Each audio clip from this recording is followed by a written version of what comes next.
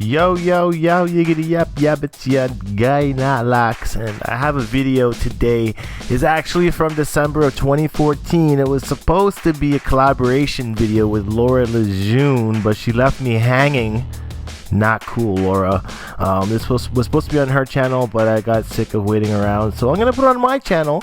And it's a video about something that's very difficult for me to talk about publicly, especially over the internet, because I know the power of trolls out there, but I don't give a shit. I'm just gonna talk about this, and that is a video on my obsessive compulsive disorder, also known as OCD. So stay tuned, stay subscribed, and let's get into it. Yo, okay, what up? My name is Jonathan Craig, and some of you guys might remember me or know me from my dreadlock channel, Not Locks. And today I am here collaborating with Laura to help disband the myths and common misconceptions about obsessive compulsive disorder, otherwise known as OCD. Getting right into it, I have been dealing with OCD for the past 20 plus years of my life. I guess the most common misconceptions about OCD is that people often think that somebody with OCD is a broken individual or a weak individual, or that or that person is often flawed because they have this mental illness, and that's not really the case, because people with OCD actually can actually have the tendencies to become super successful if you can learn to channel your obsessions and your compulsions towards something you're passionate about. That's what I kind of figured in my situation anyways. Many times when I was growing up, I would have all these weird obsessions and compulsions that have to do, but I found that, and this was before I medicated for it, and I found that by me doing activities or focusing my passion towards an activity, I would often become obsessed with that activity, and it would result in a positive upbringing because I would get really good at that activity. Opposed to if you focus all your negative compulsions to a negative activity, you're going to get really good at a negative thing, and then you're a flawed person. Another misconception about it is that OCD is caused by poor upbringing, and this is not necessarily the case either, because it's more so to do with chemical imbalance in your brain, opposed to it being a hereditary illness. I mean, if you have OCD and you have children, it's not 100% that you're going to pass it on to your kids. Some people think that it's also caused by like specific stressful events growing up, but more so it's just based off of your chemical balance in your brain on how you react to kind of these situations with shit. I guess another misconception is that people think that people with OCD are just neat freaks, and that's like the smallest thing about having OCD. And for most people, that's just obsessive compulsive personality disorder, when you gotta have things really arranged. But like when you have OCD, it's not just about keeping things neat, it's about doing rituals and weird things in your brain that your brain's telling you to do, and you can't not go through it the rest of your day without doing it.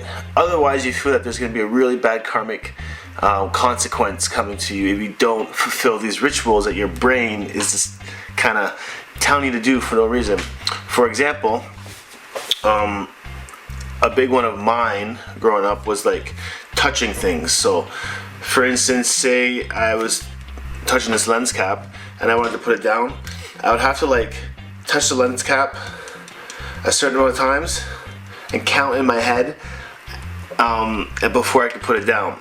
And I was really obsessed with like numbers. Numbers have been a huge obsession in my life, especially odd numbers. If I ever did anything and it landed on an even number, I'd have to start all the way over again. So, for instance, I would touch this lens cap 1, 2, 3, 4, 5, 6, 7, 8, 9, 10, 11 times, and then I could put it down. But if I had touched it 12 times and then put it down, I'd be like, oh fuck, something's gonna bad happen, I gotta do it again until I get it right. So I would touch it again 11 times, but then it'd be like, I just touched this lens cap 11 times twice, which is an even number, so I'd have to do it one more time to make it 11 times 3 times. And it's like, why am I spending an hour or 30 minutes or whatever it is counting and touching this thing? And it's like, I'm getting so stressed out because I can't leave the bathroom because I'm touching the friggin' faucet 1,000 times before I leave. And then when you're a kid especially and you don't understand why these thoughts are intruding in your mind, like, it's very distressing, and it can cause like really bad anxiety. And now that's the case for most people because you don't really, you know that you have something wrong with you, but you don't want to tell people that you're obsessed over shit like this because people will come across and think that you're just a weirdo. And so you tend to try and suppress a lot of these thoughts and a lot of these rituals that you do, and you don't really tell people, but you know that you're not supposed to be doing them. And that's the stressful part about it. And it goes far beyond just numbers and touching things. I mean, it was also like rituals, like anytime I took off my shoes, I would have to do this weird thing when I was a kid. Like, I would go, I swear to God, I don't know why I would do that, but I would do it every time I took off my shoes. And if I didn't do it, I felt like I was gonna like get hit by a car or something crossing the street, or I felt like someone close to me was gonna die or something. It was like, it's so bizarre. Another thing that happened with me with my OCD was when I was a kid. I used to wear glasses, and I must have been like 8 years old at the time. And if my glasses felt any bit crooked on my face, I would freak out and I couldn't wear them, and I would cry and be like, I can't take this on my face, and I would like throw them and try and break my glasses. And it's just like, it was the little slightest thing. If it wasn't perfectly straight, I would freak out. And this is like shit that you shouldn't be stressed out over as a kid. None of this you should be stressed out over as a kid or as an adult in life. So yeah, people commonly misconcept that just because I have OCD, like I have to keep things clean, or they feel, oh, I'm OCD too because I have to keep everything so clean in my house, or they're like, no, that's just a minor thing about it. But there's a lot to it. Lastly, I would like to say about OCD is that I never really got a grasp over controlling my rituals until I started self-medicating. And I was self-medicating with cannabis, actually, and back then I never knew it, but consulting my doctor about it now, I've realized that cannabis was the only thing that allowed me to break out of the tension and break out of the mold of having to do certain things. I could just kind of like step aside. I would smoke and I would step aside for a second and be like, okay, wait, why am I getting this urge right now? And then I would be able to have the decision to not compulse in that urge. And that's how I kind of started to learn how to control it. I mean, nowadays, 20 years later, I still have it because it's not really anything you can cure, but you can control it.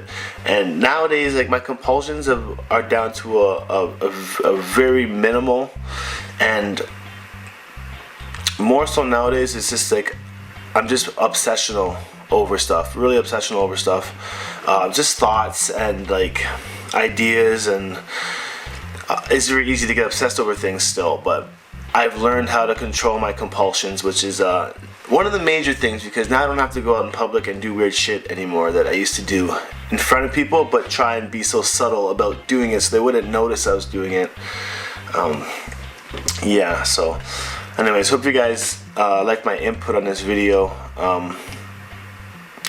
OCD is a very serious illness, and a lot of people have it. Apparently 1 in 20 people are diagnosed with it now, so it's getting more popular amongst society, which is weird because these mental illnesses like don't really actually exist, if you know what I mean, because it's all just in our brains. Hope you guys, hopefully this helps. I mean, Till next time, make sure you guys go check out my channel as well. It's youtube.com/knotlocks. I talk about dreadlocks and I talk about hair maintenance and other shit about my life. So, see you guys over there. Peace.